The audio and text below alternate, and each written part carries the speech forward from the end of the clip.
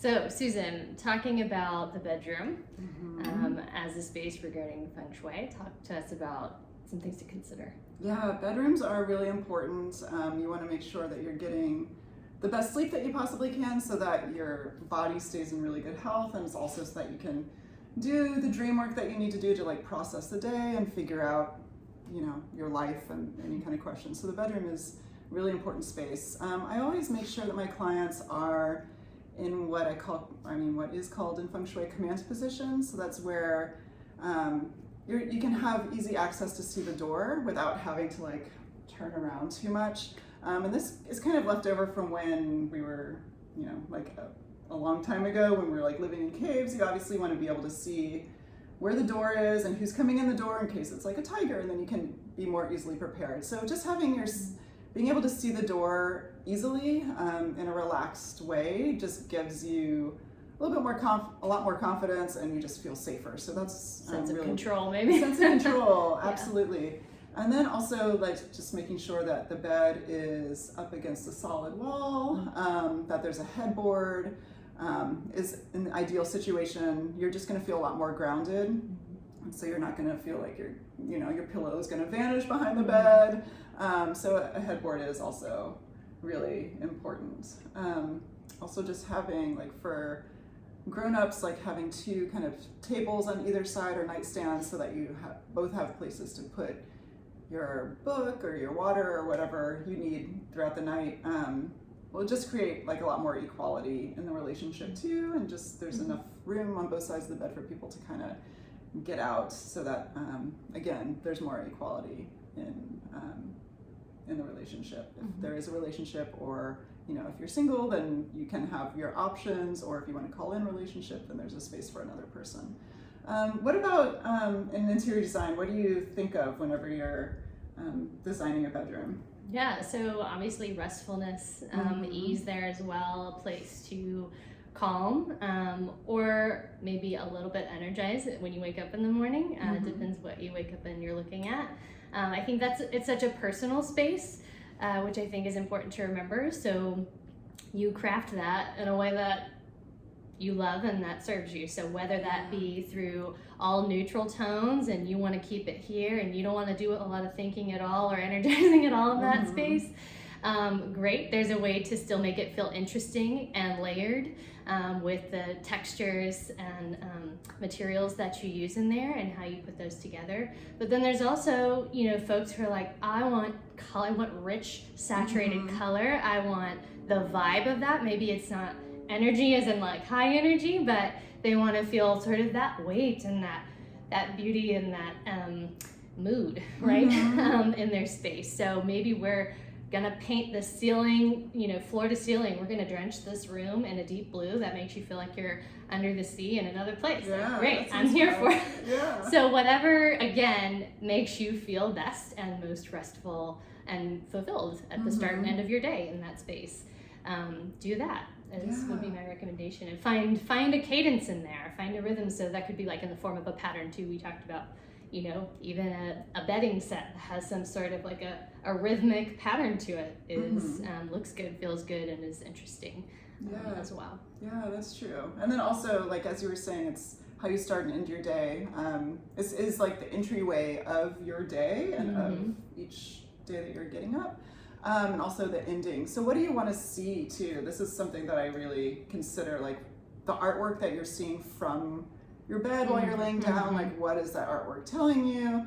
If it's an abstract piece, you know, you can assign meaning to different artworks. So, you know, an abstract piece, you'd be like, oh, this is my community that I'm wanting to establish. You know, you can have the artwork working for you in a subliminal manner in that way, but also just something that can affirm your relationship or your closeness with your partner or your family or with yourself too. So just different ways that you can consider the artwork, but it is the first thing that you see when you wake up. It's the first thing that you see, last thing that you see before you fall asleep. So just make sure that it's something that's in alignment and makes you feel great and happy and powerful, and just like serves you in that way.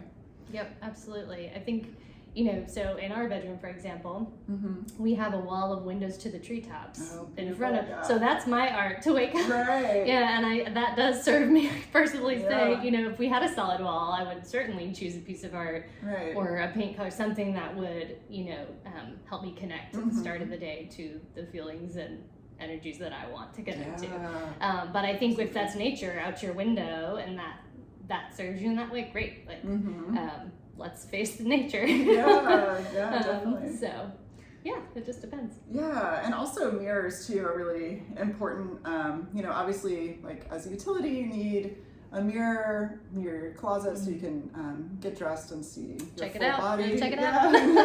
Yeah, so you want to be able. The mirror needs to reflect your entire body, so you're not just like truncating yourself or just like from here up. You want to have a full-length mirror that you're seeing your body in every day. But also, it's important to not have the mirror directly facing the bed, and if the mirror can be somewhere that's a little bit like further from the bed or not in the bedroom at all, then that's also totally fine and recommended. But if you have to have a mirror, then make sure that in the bedroom it's not directly facing the bed, because mirrors are very active, and then sleep is like a very yin activity. So the mirrors will kind of add a lot of energy to that space and just make it harder to sleep. So also, like if you're rolling over in the middle of the night and you see some movement, then your brain can just perceive that as danger, and then it like wakes you up to a certain state, and it's harder to fall back asleep. So it can affect your sleep. So be careful about placement of of mirrors. Nature.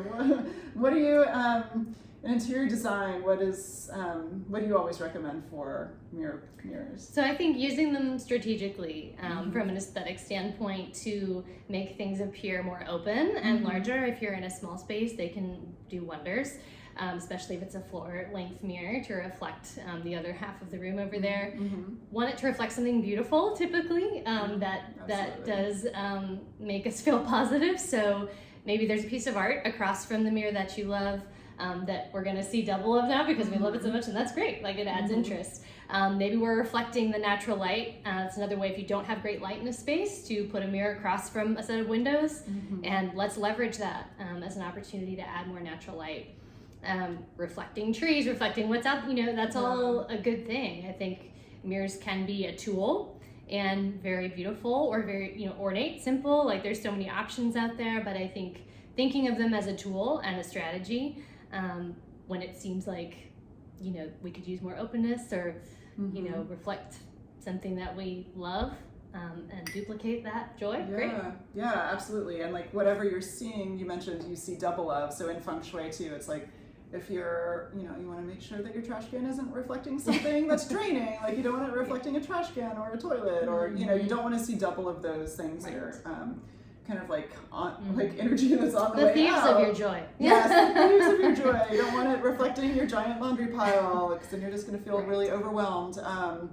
I've had people who were wanting to like manifest more money. I'm like, just try putting some money in front of your mirror, and it totally Money up that mirror. I know, and it like worked great for them. So then they saw like double of the money, and they felt it was just like a subliminal reminder for them to like feel wealthy in their space, and then manifest, and then things kind of happen from there. So that's another, like, mirrors can just be really kind of a powerful tool in that way.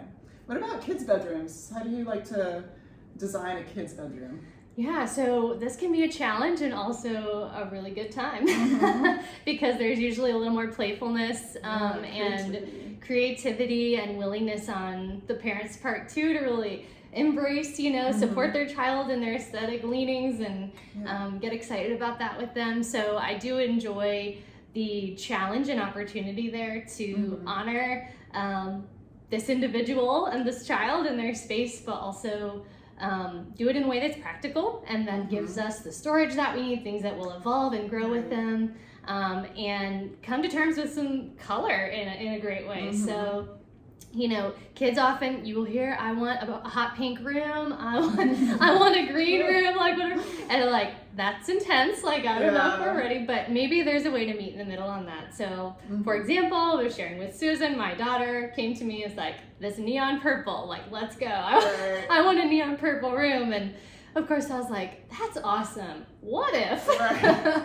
we went ahead and used that same color in an accent way in the space to where she feels heard and she is heard, but to maybe accent around her closet. She has a large closet in her room, so we did a wavy purple border in that color all the way around her closet, and she thinks it's the coolest thing ever. Yeah, Checks her that's box fun. for wanting color. It is fun, easy to change and paint over, or as her time and interests evolve, right? Like that's gonna change. Yeah. So here for the journey, but there is a way. So I think Right. there's a way to make everybody happy in those scenarios, make practical choices, and do things that will evolve as your child grows, and that everyone can find joyful. Yeah, definitely. And you know, like bright purple, bright pink, bright green, they're very active colors too. So in that same way, you don't want to surround yourself right before you're falling asleep. So that's definitely something that you want to have minimized. So it's good if you can kind of talk to the kiddos and make some compromises to where they're not just like, whoa. Whenever they're waking up and they're getting like the good quality sleep. Another way to have just kids feel a little bit more safe in their rooms is to also, like with adults, you kind of want the bed a little bit more centered in the room so that, you know, like there's equal opportunity to get out of the bed with ease. But with children, they feel a little bit more safer, especially young kids, like if the bed is kind of like tucked in a corner, because then, you know, they're not going to roll out on either side. It just makes them feel a little bit more safe. So within children's rooms, I usually recommend my clients to like kind of put the bed in the corner until the kid gets a little bit older and they're able to just not fall out of bed left and right. So yeah, that's something in Feng Shui. Also, again, like you want to make sure that there's a solid headboard and that there's no kind of like, this is something that's important, considering like the corners of the furniture and of the walls. You don't want any kind of sharp corners. So anything that's 90 degrees or less is considered like a knife edge, and if it's really, really pointy, then that's considered like a poison arrow. So you don't want any of these shapes like pointing directly at your body, especially while you're sleeping, just because you spend so much time there. So it's, you know, like take into consideration your choice of nightstand and your furniture in the bedroom, and like if possible, find something that's a little bit softer. If you do have something that's, you know, if you're not able to find something that's softer, just see if there's any kind of placement. You know, plants are great to kind of like drape over corners and soften corners. Yeah, like a hanging plant on the corner of a wall corner. You know, like that can be helpful to like soften and diffuse that energy so it's not pointing directly at your body. Yeah, do you have any other thoughts about like kids' beds? Yeah, I think with kids' rooms, round, like to your point, round edges are great, not just for physical safety, but they are more whimsical and just inviting and interesting. So I think whether that's a round nightstand or a cool globe light fixture up the top, you know, like I said, I did a curvy wavy border around my daughter's closet, you know, instead it wasn't a knife edge border. Yeah, with paint it's a little, because it's not an actual corner. Yes. But I think round shapes, and I think also lighting is important in a kid's room, right? You want to invite them to read, to explore, to feel safe where they can see things. So I think I've done a lot of like portable lights added to kids' rooms design where they can carry it and walk about their room and set it down and read a book or what have you. And not bother us. Or go in their tent and play, right? Go in the fort and have a good time. But I think lighting is important as well. Yeah, that's fun. So it's more like a kind of exploring. Yeah, and I think things on their level, you know, just think about empowering them. You know, maybe they get a full-length mirror for their size next to their closet, so when they step out and get themselves dressed, they can like stand in confidence, you know. And yeah, it's really important for kids to see their own reflection and just like for their own like body image, because it's just like changing so fast all the time. So mirrors in kids' rooms are really important, but don't let it reflect them while they're sleeping. And also, you just want to have them also protected from the door so that like energy flow isn't going right over them. Okay, well, that was really interesting. Thanks so much for talking about bedrooms. Sure.